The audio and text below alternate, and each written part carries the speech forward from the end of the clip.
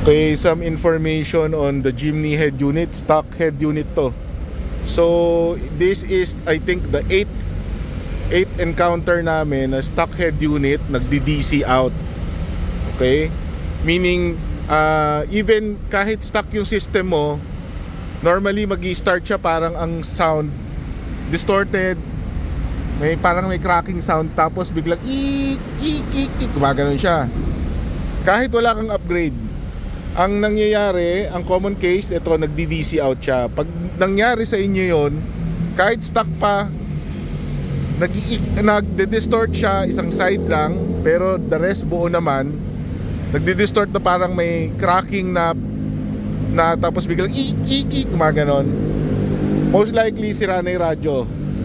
Okay, this is the 8th experience namin sa Suzuki Jimny na stock na radio.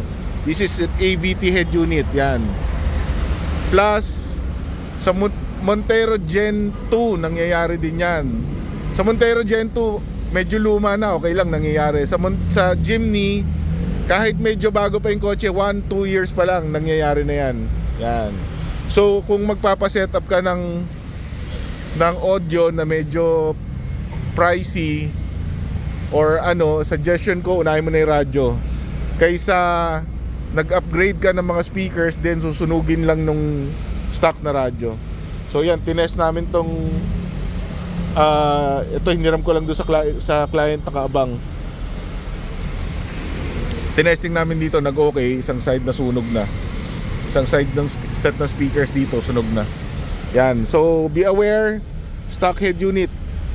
Ano ba tong 2021 ang date na tong radyo na to. So yan, sakit ng AVT yan. Nagdi-DC output. So be aware, AVT, Suzuki Jimny, and nangyayari din to madalas sa Montero Gen 2. Yan, DC output.